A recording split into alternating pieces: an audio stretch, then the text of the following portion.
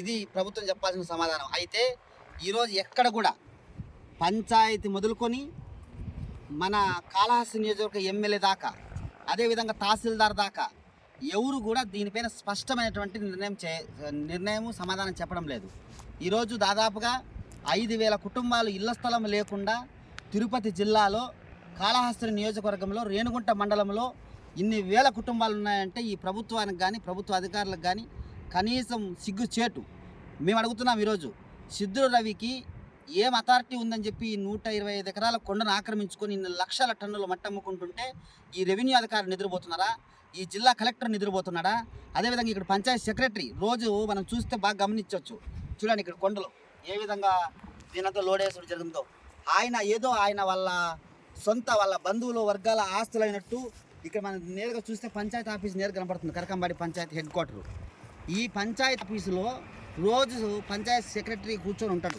ఆయన కళ్ళ ముందే ఇక్కడ ఇటాచలు పెట్టి దాదాపుగా 200-300 అడుగులు లోతు వరకు ఈ కొండనంతా కూడా లోడేసి ఈరోజు మట్టి అంతా కూడా అమ్ముకొని కొన్ని వేల కోట్ల రూపాయలు దాదాపుగా మనం కానీ దీని అంచనా వేయగలిగితే పర్యావరణ శాస్త్రవేత్తలు కానీ నిపుణులు కానీ మనము అంచనా వేస్తే దాదాపుగా కొన్ని లక్షల వేల కోట్ల రూపాయలకి ఈరోజు మట్టి అమ్ముకునేటువంటి పరిస్థితి కనపడుతుంది. దీనిపైన ప్రభుత్వ అధికారులు, జిల్లా కలెక్టరు, అలాగే తహసీల్దారు వీళ్ళందరూ కూడా దీనికి బాధ్యులు. దీంట్లో వీళ్ళందరూ కూడా ఈరోజు భాగస్వామి లేకుండా ఈరోజు ఇది జరగలేదనేటువంటిది స్పష్టంగా అర్థమవుతుంది. ఇంకొక ప్రధాన అంశం ఏంటంటే ఇక్కడ మనం బాగా గమనిస్తే పేదవాళ్ళందరూ కూడా గుడిసెలు వేసుకున్నారు. గుడిసెలు వేసుకున్నటువంటి ప్రాంతంలో ఇది కొండ అయినా చూడండి దాదాపుగా కొన్ని 300-400 మీటర్లు లోతులో తవ్వడం అనేటువంటిది జరిగింది.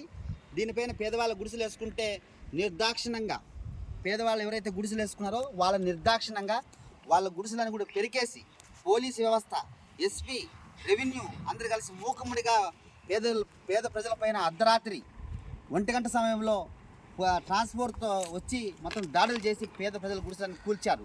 మేము అడుగుతున్నాం ఈరోజు పేదవాడి గుడిసె కూల్చారు, సిద్ధుల రవి బిల్డింగ్ ఎందుకు కూల్చలేదు ఇంతవరకు? రెండోది సీజ్ చేసినటువంటి జేసీపీ ఇప్పటి వరకు కనీసం ఇటాచీని కానీ జేసీపీలు కానీ ఈరోజు ఇంతవరకు మీరు పోలీస్ స్టేషన్కి అప్పగించలేదు. కాబట్టి దీనంతా గమనిస్తే ఎక్కడైతే కబ్జాదారులు ఉన్నారో వాళ్ళకి పూర్తి మద్దతు ఇచ్చేటువంటి విధంగా ఈ ప్రభుత్వం వ్యవహరించింది. ఈ స్థానికంగా ఉన్నటువంటి మధుసూదన్ రెడ్డి వ్యవహరించాడు, తహసీల్దార్ వ్యవహరించాడు అనేటువంటి స్పష్టంగా అర్థమవుతుంది. మేము చెప్తున్నాం ఈరోజు ఇదే 153 సర్వే నెంబర్ 1 బార్లో ఉన్నటువంటి భూమి ఏదైతే ఉందో ఇది ప్రభుత్వ భూమి అని పక్కాగా తిరుపతి కోర్టు జడ్జిమెంట్ ఇచ్చింది.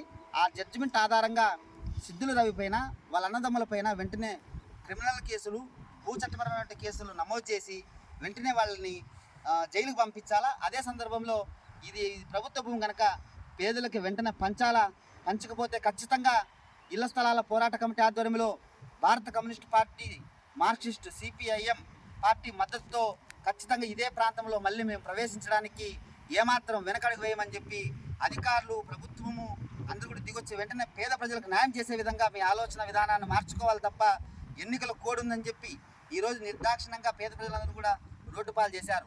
మొన్న జగనన్న పట్టాదారులందరూ కూడా ఇళ్ల స్థలాలు ఇస్తున్నామని చెప్పి బిఎఫ్ మసన్ రెడ్డి కూతురు పవితారెడ్డి అందరూ కూడా పాగాలకు తీసుకుపోయి ఈ రేణుగుంట ప్రజలను పాగలోలం చేసింది. ఈ విషయం ఈ నియోజకవర్గంలో ఉన్నటువంటి ఎమ్మెల్యే గుర్తించాలి.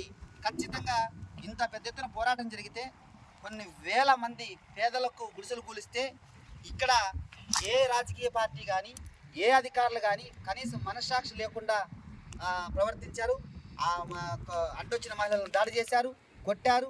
అదేవిధంగా ఈ కొండలన్నింటి కూడా మనం బాగా గమనిస్తే అర్థమవుతుంది. మేము చెప్తున్నా ఒకటి ప్రశ్నించిన వాళ్ళని అరెస్ట్ చేసేటువంటి దాంట్లో చూపించేటువంటి ఈ పోలీసు వ్యవస్థ ఈరోజు సిద్ధుల రవిని ఏ విధంగా వదిలేసి ఈ దొంగను ఏ విధంగా ఇంకా తిరగనిస్తున్నారు బయట అని చెప్పేటువంటిది మా ప్రశ్న. కాబట్టి ఇళ్ల స్థలాల పోరాట కమిటీగా మేము ప్రధానంగా డిమాండ్ చేసేది ఏంటంటే వెంటనే ఈ భూమికి సంబంధించి కబ్జా ఎవడైతే చేశాడో ఆ సిద్ధుల రవిని వెంటనే అరెస్ట్ చేయాలి. సిబిఐడి ఎంక్వైరీ చేసి దానికి సంబంధించినటువంటి అధికారులు సహకరించిన అధికారులపైన కేసులు నమోదవ్వాలి.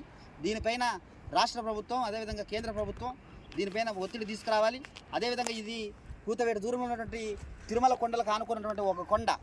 ఇది విఐపీలు రాష్ట్ర ముఖ్యమంత్రి దగ్గర నుంచి అదేవిధంగా ప్రధానమంత్రి నరేంద్ర మోడీ దగ్గర నుంచి అదేవిధంగా ఇక్కడ ఉన్నటువంటి స్థానిక ఎమ్మెల్యేల దగ్గర నుంచి ప్రతి ఒక్కరు వీఐపీలు పోయేటువంటి దారి ఇది. ఈ దారిలో ఉన్నటువంటి విలువైన కోట్లు విలువ చేసే భూమిని ఈరోజు అన్యాయకృతం అవుతున్నాయి. దీనిపైన వెంటనే అధికారులు అందరూ స్పందించాలని చెప్పి, స్పందించి దీన్ని అరికట్టకపోతే ఖచ్చితంగా ప్రభుత్వ భూమి పేదలకు పంచడానికి సిపిఐఎం పార్టీ ముందు ఉంటుందని చెప్పి ఈ సందర్భంగా తెలియజేస్తుంది.